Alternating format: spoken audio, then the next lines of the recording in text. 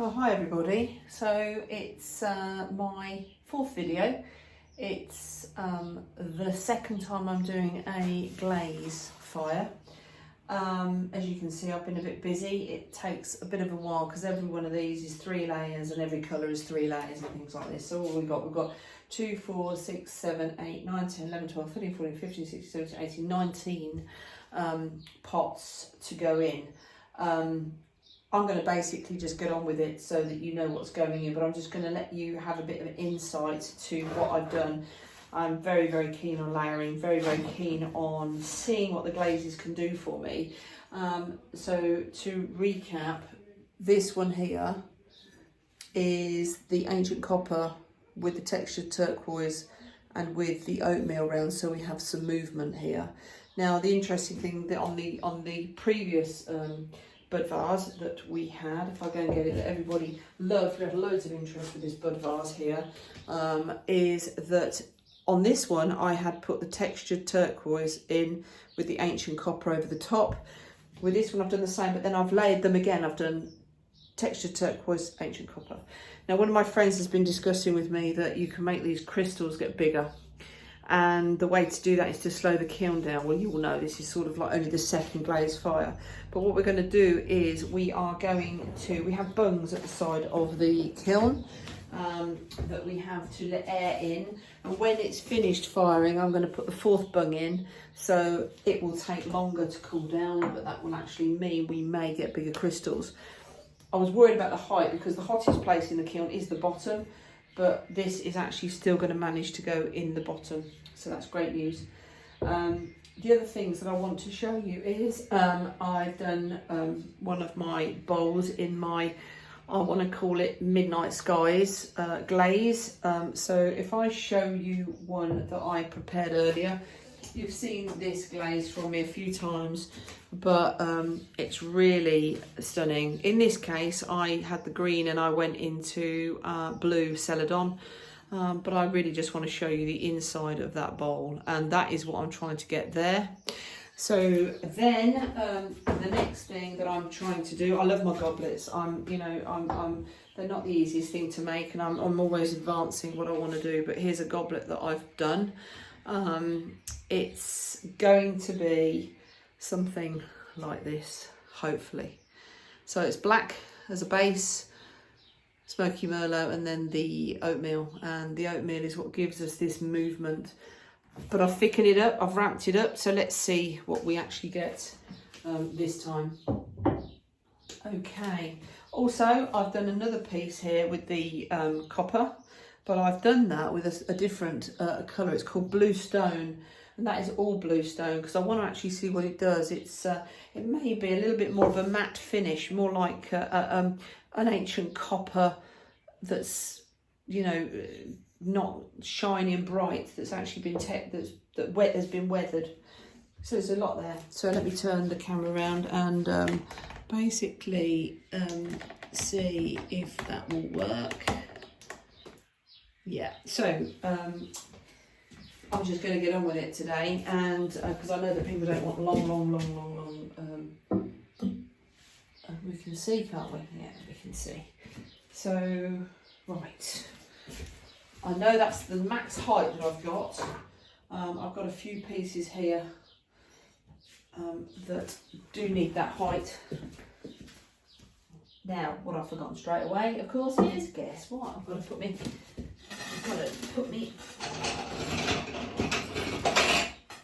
get me bits for them to sit on. I don't want to. There is a few pieces here that I have done slightly different bottoms with, so we'll see. I've got to be thoughtful how I put them on the shelf because I do not want to muck up. But I'm going to put that on one of my square ones because that shouldn't run at all, because ancient copper doesn't run. This one is one of the ones I've taken the glaze lower. So I'm going to put this on a couple of previous things that I've made. and just balance them on there, because all I just want to make sure is that things are going to run. A bit risky, a bit risky. Okay, that's fine. Good. Tail it a bit closer. As long as they're not touching, because I mean, when I had my test bits in last week, I did have things touching. This one is another one of the pieces that I've got to make sure we keep off the floor.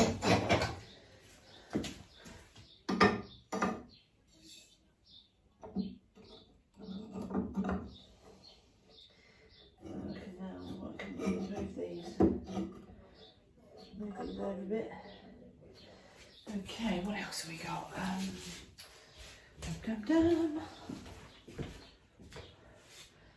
Yeah, my goblet is too big, so I'm just wondering how to get that in, but that is fine. Now I'm going to put this in as well, because this is clearly another copper-based piece.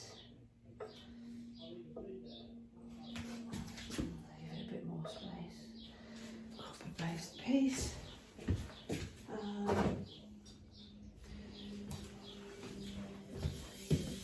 This was one of the ones that worried me. I think this is gonna run. So what I'm gonna do, if I can find my plate again, see if I've got enough room for the plate on the side. I may have to move things over a bit.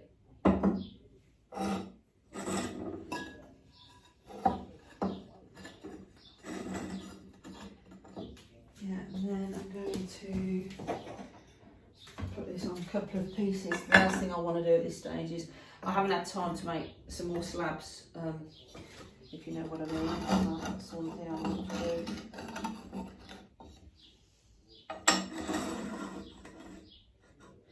The other thing is I just leave room for my little cones.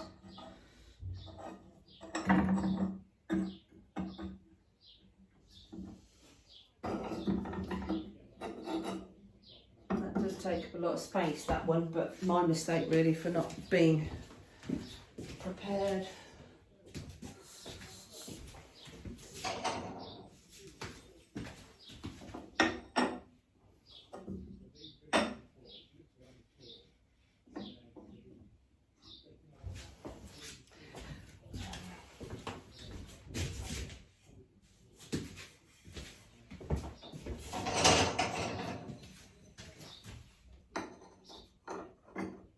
I suppose I should be showing you these pieces, but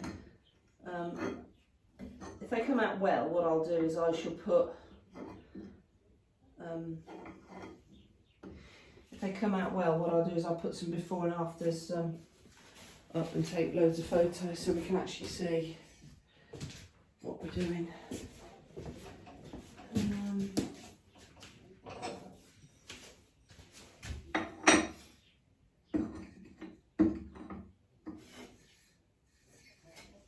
Some bird feeders here, actually for the garden here probably.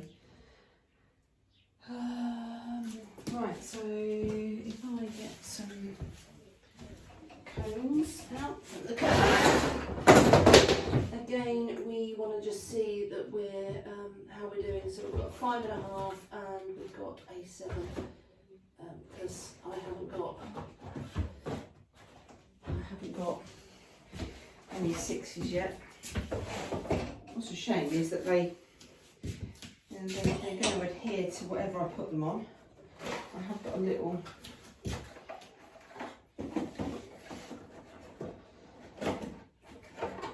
one here that will work.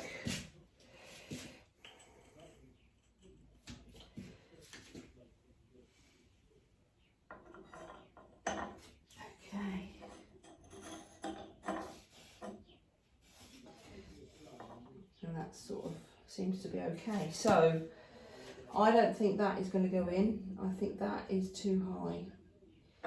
Looking at it now that I've raised it up, maybe I can try it with one piece.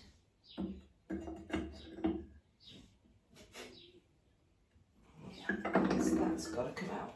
We'll have a look at that with the goblet somehow later.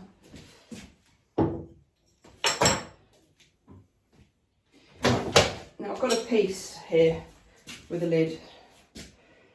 There's always this big question mark of how to fire it because it's got glaze on the inside, glaze on the outside. I've put wax resist around the outside, and I'm got to make sure that when it goes into the system like that, that it's just wax resist touching wax resist, as you can see.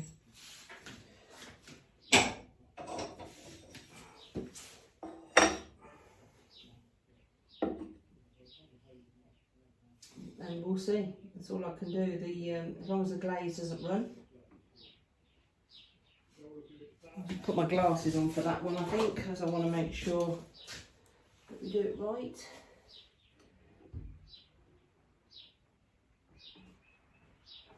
Okay, so that's some of my pieces. Let's put the next piece of this on here.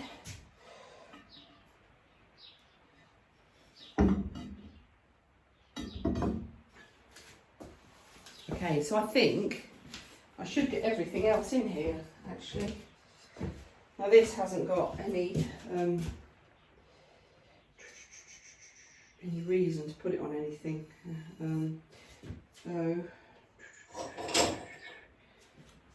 I've got some words on the bottom that I don't want to disturb. So if I do it like that, that shouldn't disturb the words. Right, let's see if I can get everything else in here. And if I can, then my goblet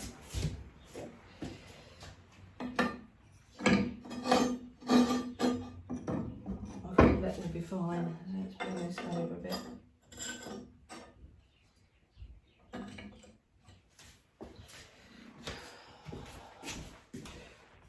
I've got some little mugs that I've done for a gift, which will be nice.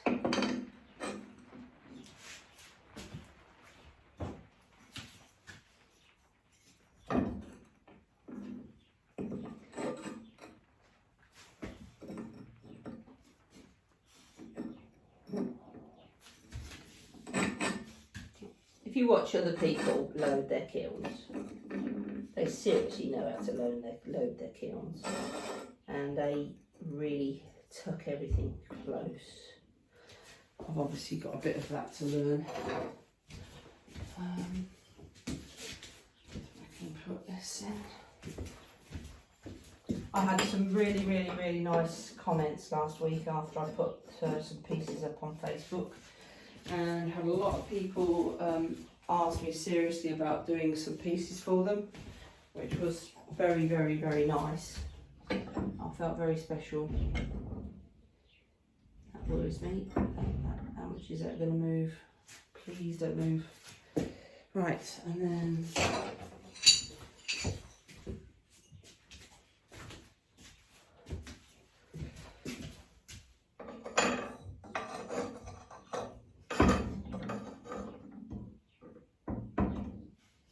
still got a bit of a rock on that, and I haven't found a quick solution. There's another piece that I forgot. Little beautiful little shot glass, probably.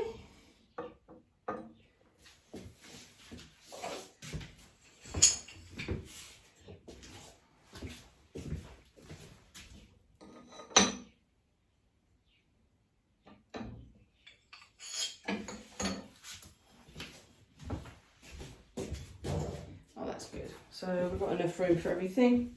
I've got a long way to go till I learn about how much I can, get in there when I'm really making pots. When you know how many mugs you can get in. And look at that lovely little piece. I'm looking forward to seeing a little ring dish. Okay, so we're in. I think that's it. Just have a look round, check that I've not put anything to one side. Okay, so I'm going to have a little look at how to program this. I don't think I'm going to do anything differently than the last time. And very exciting to see what happens. Thank you for watching.